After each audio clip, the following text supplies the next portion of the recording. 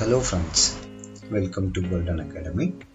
இன்னைக்கு ஃபோட்டோஷாப் கிளாஸில் என்ன பார்க்க போகிறோம் அப்படின்னா, நான் பிகினர்ஸாக இருக்கேன். ஆனால் என்னால் ஒரு ஈஸியாக போஸ்ட் ஒன்று க்ரியேட் பண்ணணும். ஆனால் எப்படி பண்ணணும் அப்படின்றது நிறைய பேருக்கு தெரியாது. நான் யூடியூப் டியூட்டோரியல்ஸ் எல்லாமே பார்க்குறேன். ஆனால் என்னால் ஒரு போஸ்ட் க்ரியேட் பண்ண முடியல. ஐடியா இருக்குது, பட் எனக்கு க்ரியேட் பண்ண தெரியல அப்படின்றது தான் நிறைய பேரோட ஒரு ப்ராப்ளம். ஸோ அதுக்கு இங்கே நம்ம ஈஸியாக ஒரு சொல்யூஷன் நம்ம கொடுக்கலாம். எக்ஸாம்பிளுக்கு நீங்கள் ஸ்க்ரீனில் பார்த்துட்ருக்க இந்த ஒரு டிசைன் நம்ம எடுத்துக்கலாம். இந்த மாதிரியான ஒரு போஸ்ட்டு நான் சிம்பிளாக க்ரியேட் பண்ணோம். பட் எனக்கு ரொம்ப நாலேஜெலாம் அதிகமாக யூஸ் பண்ணலை, ப்ராக்டிஸ் இல்லை ஃபோட்டோஷாப்பில் அப்படின்னாலுமே ஒன்றும் வரி பண்ண வேண்டாம். இதை நம்ம ஈஸியாகவே க்ரியேட் பண்ணலாம்.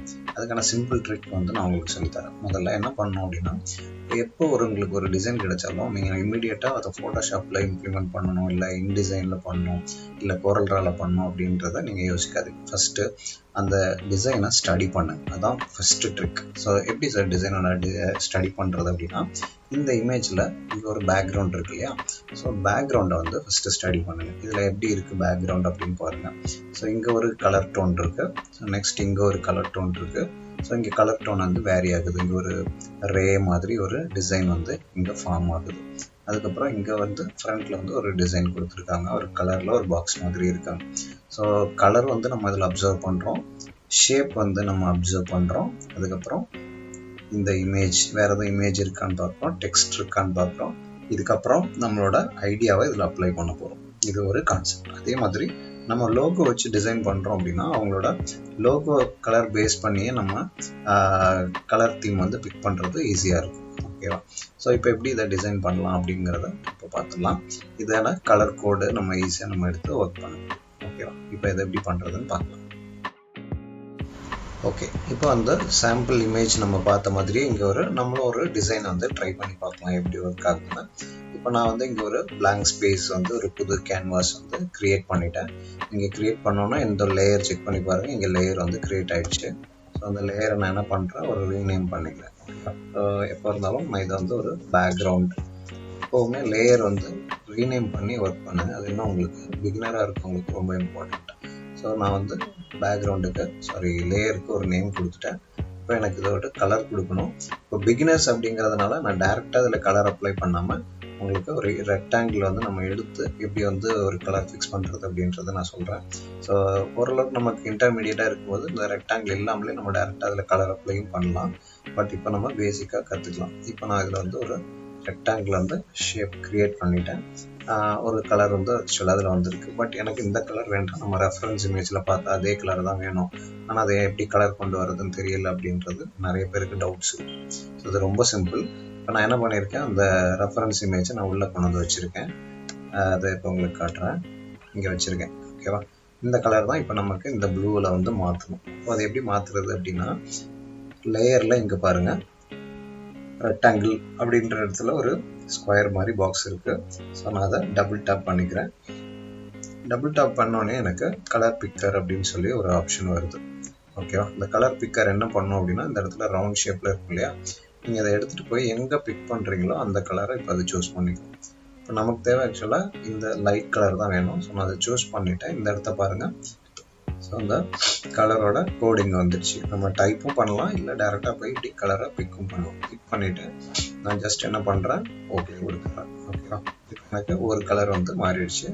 நான் ரெஃபரன்ஸ் இமேஜ் ஜஸ்ட் ஆஃப் பண்ணி பார்க்குறேன். கிளியரா? நெக்ஸ்ட் அடுத்தது நமக்கு இந்த மாதிரியான ஒரு ரே ஷேப் எப்படி க்ரியேட் பண்ணுறது அப்படின்னு பார்க்கலாம். அதுவும் ரொம்ப சிம்பிள் தான். ஜஸ்ட்டு ஒரு ஷேப் க்ரியேட் பண்ணலாம். அதுவும் ரெக்டாங்கிள் வச்சு நம்ம க்ரியேட் பண்ணிவிட்டு திரும்பவும் அதோட ஷேப்பை ஒரு ட்ரையாங்கிள் மாதிரி நம்மளால் மாற்றிக்க முடியும்.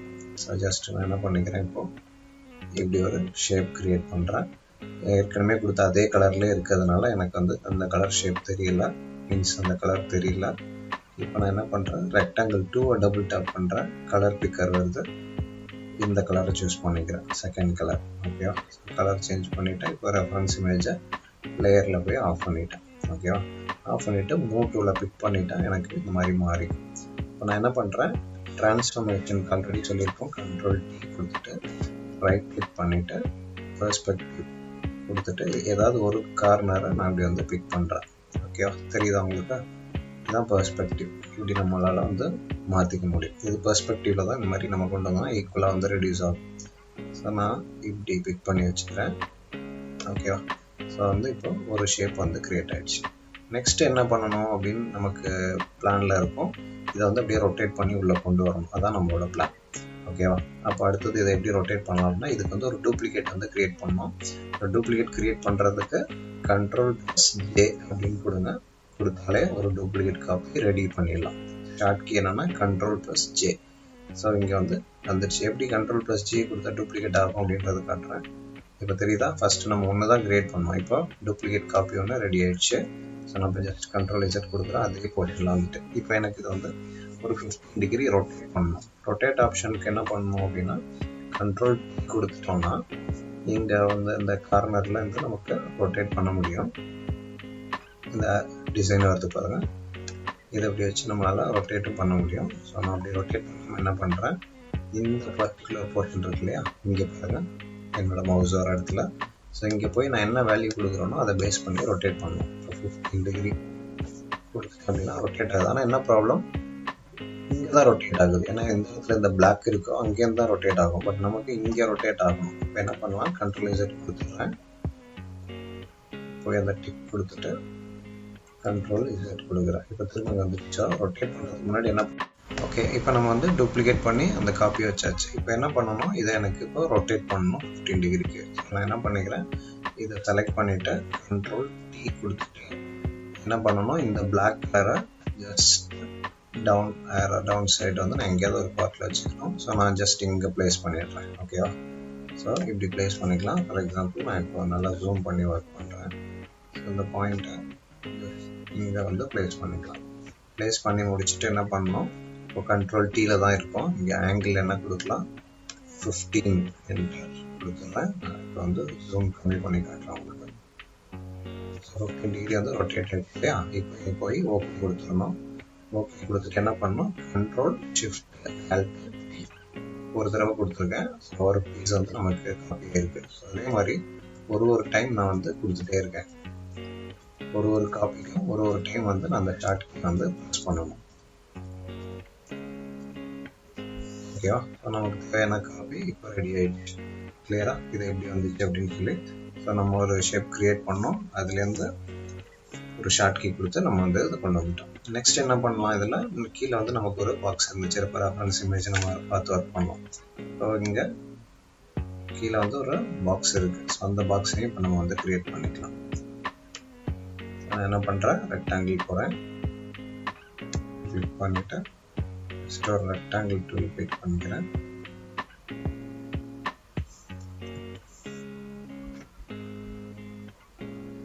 ஒரு ஷேப்பை நம்ம அப்படி வந்து ட்ராக் பண்ணிக்கலாம்.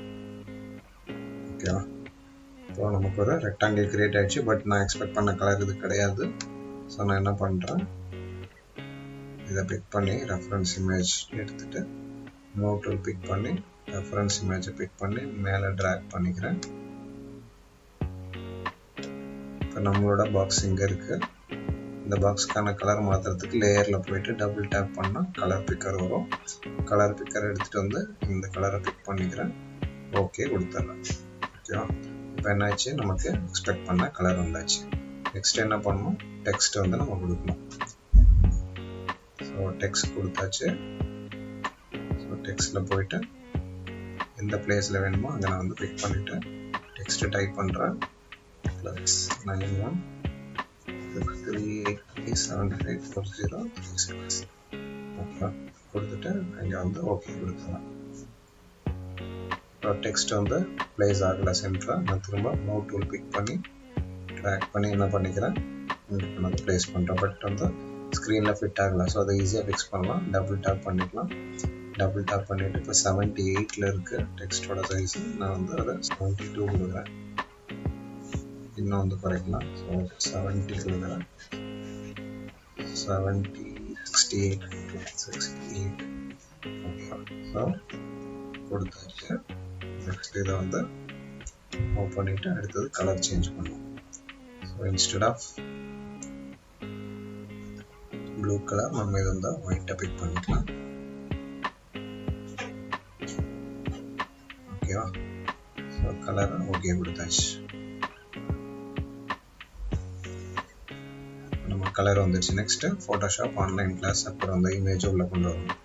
நான் அதை ஜஸ்ட் அன்ஹைட் பண்ணிக்கிறேன். ஹைட் பண்ணிவிட்டு நெக்ஸ்ட் போயிட்டு நான் இமேஜ் உள்ள கொண்டு வரணும். ஓப்பன் கொடுக்கலாம். ஏற்கனவே உங்களோட இமேஜ் எங்கே இருக்குன்னு பாருங்கள். இந்த மாதிரி இருக்கு. அதை பேக்ரவுண்ட் மட்டும் ரிமூவ் பண்ணிக்கணும்.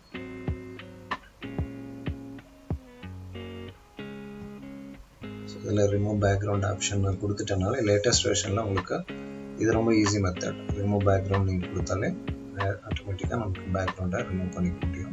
So it will take a while for removing the background. பார்க்கலாம். அப்போ நம்ம இந்த ஒரு கிளாஸ்லேயே வந்து ஒரு சிம்பிளாக எப்படி ஒரு போஸ்ட் டிசைன் பண்ணுறது அப்படின்னு பார்த்துட்டோம். ப்ளஸ் ஃபோட்டோஷாப்போட டுட்டோரியலும் நம்ம இதில் கவர் பண்ணுறதுனால ரொம்ப ஈஸியாகவே ஒரு ஃபோட்டோஷாப்பை அஸ் அ பிகினராக நம்ம கற்றுக்க முடியும். ஸோ இப்போ எனக்கு வந்து பேக்ரவுண்ட் வந்து ரிமூவ் ஆயிடுச்சு. இப்போ நான் என்ன பண்ணணும், இந்த இமேஜை நம்மளோட போஸ்ட் டிசைன் கொண்டு வரணும். நான் ஜஸ்ட் இப்படி ட்ராக் பண்ணிவிட்டு இப்போ இந்த இமேஜை மூவ் பண்ணி ட்ராக் பண்ணி இங்கே ட்ராப் பண்ணிக்கிறேன். வந்துடுச்சு. ஸோ எனக்கு இனிமேல் இந்த இமேஜ் வேண்டாம். இதை க்ளோஸ் பண்ணிவிட்டு நெக்ஸ்ட்டு இப்போ இமேஜை சென்டர் பிளேஸ்மெண்ட்டுக்கு நம்ம கொண்டு வந்துடலாம். Ctrl T கொடுத்து ட்ரான்ஸ்ஃபர்மேஷனில் இதை நான் என்ன பண்ணிக்கிறேன், ஜஸ்ட் என்லார்ஜ் பண்ணிக்கிறேன். ஓகேவா?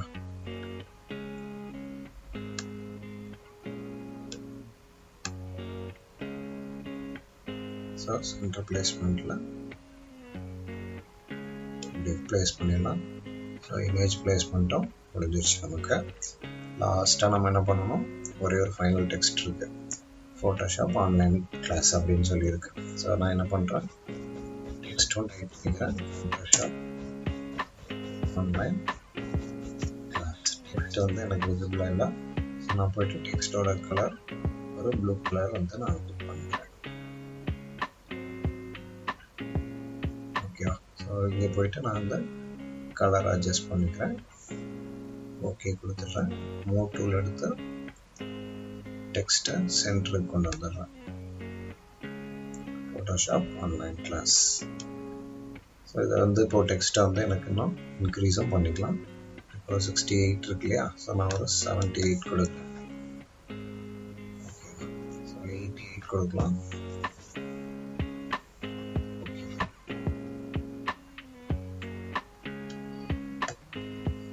ஸோ இன்னைக்கு நம்ம கிளாஸில் எப்படி வந்து ஒரு ஈஸியாக அண்ட் சிம்பிளாக ஒரு போஸ்ட் டிசைன் வந்து நம்ம கற்றுக்க முடியும். பார்க்கும்போது ரொம்ப கிரிட்டிக்கலாக இருக்கிற மாதிரி இல்லைன்னா காம்ப்ளிகேட்டடாக இருக்கிற மாதிரி ஒரு டிசைன் இருந்தாலும் அதை எப்படி நம்ம சிம்பிளாக பண்ணுறது அப்படின்றத பார்த்துருக்கோம். நெக்ஸ்ட் கிளாஸில் இன்னும் அடுத்தடுத்த டுட்டோரியல்ஸ் வந்து நம்ம சிம்பிளாக எப்படி கற்றுக்கலாம் ஒரு பிகினர்ஸாக அப்படின்றத பார்க்கலாம். தேங்க்யூ.